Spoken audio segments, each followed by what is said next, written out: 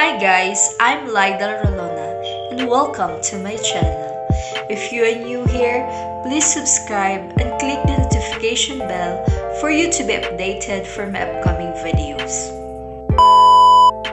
So when we say environmental microbiology, it is the study of microbial interactions, microbial processes, and microbial communities in the environment.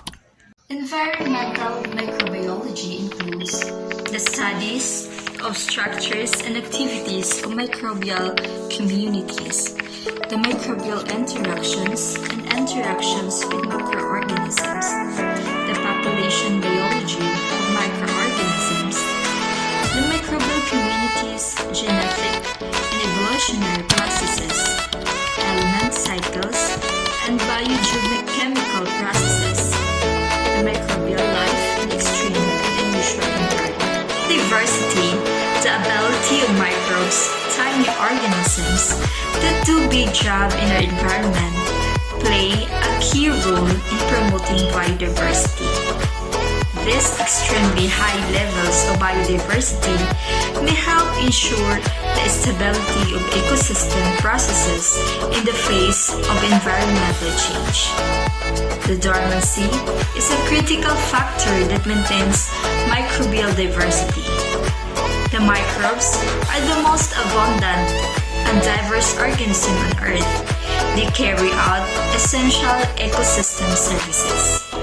The diversity and abundance are determined by geographical habitat they occupy. In the microbial habitat, they are found in just about every kind of habitat. Microbes are incredibly diverse, thriving in environments from the very cold to the extreme hot. They are also tolerant of many other conditions such as limited water availability, high salt content, and low oxygen level. Not every microbe can survive in all habitats. Terrestrial microbes habitats. Did you know that only 1% of microbes that live in soil have been identified? These organisms take part in the formation of soil and are essential components of the ecosystem. The bacteria and fungi that live in soil feed mostly on organic matter, such as other plants and animals. These microbes are very sensitive to the local environment. Factors such as the levels of carbon dioxide and oxygen, the pH, moisture, and temperature all affect the growth of microbes in the soil. The aquatic microbial habitat. Microbes live in both fresh and salt water. These organisms include microscopic plants and animals, as well as bacteria, fungi, and viruses.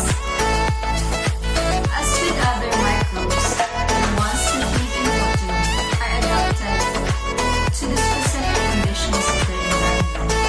The habitat range from ocean water with an extremely high salt content to freshwater lakes or rivers. The microbial habitat in other organisms. Microbes also live in other organisms. As with the ones found in people, these microbes can be harmful or beneficial to the host. For example, the bacteria grow in nodules on the roots of pea or the bean plants. These microbes convert nitrogen from the air into a form that the plant can use. In many ways, animals and plants have evolved as habitats for many millions of microbes that call them a home.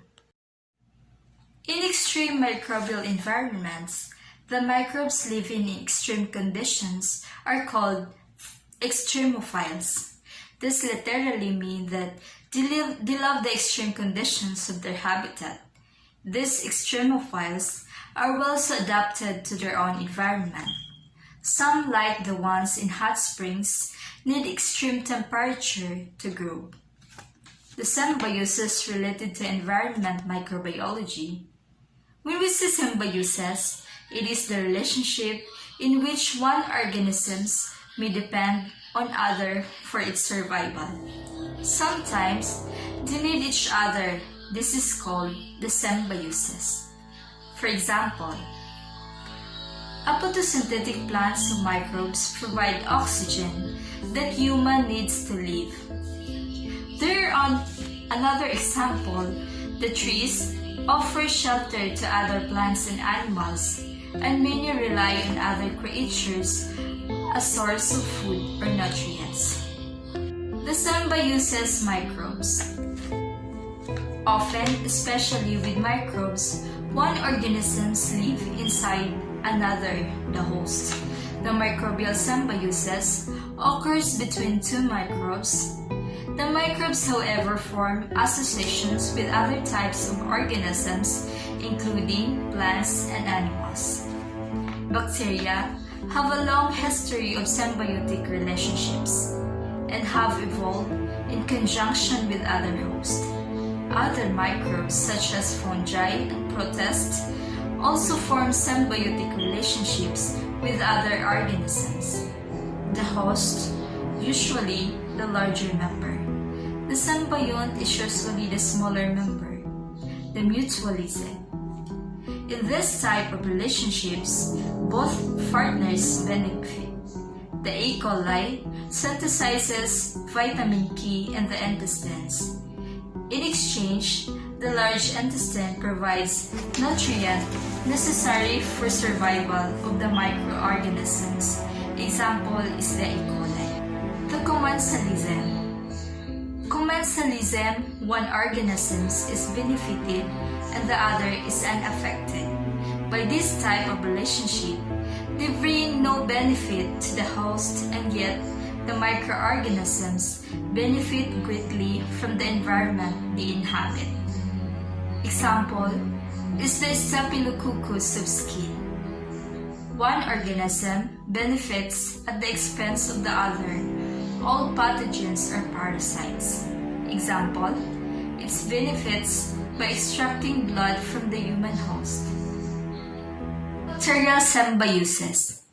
Bacteria form symbiotic relationships with many organisms, including in humans. One example is the bacteria that live inside the human digestive system. These microbes break down food and produce vitamins that human needs. In return, the bacteria benefit from the stable environment inside intestines. In fungi and plants. Fungi and plants form mutually beneficial relationship called the mycorrhizal association. The fungi increase the absorption of water and nutrients by the plants and benefit from the compounds produced by the plants during photosynthesis. The fungus also protect the roots from diseases. Some fungi form extensive networks beneath the ground and have been known to transport nutrients between plants and trees in different locations. The lichens. In this mutually beneficial relationship, the fungus forms the body of the lichen, the thallus. This structure attaches to the surface of the rock or tree. The fungal cells absorb water and nutrients from the surrounding environment. Algal cells grow inside the cells of the fungus. The algal cells convert sunlight to chemical energy through photosynthesis. This process benefits the fungus. In return, the algal cells are protected from the environment.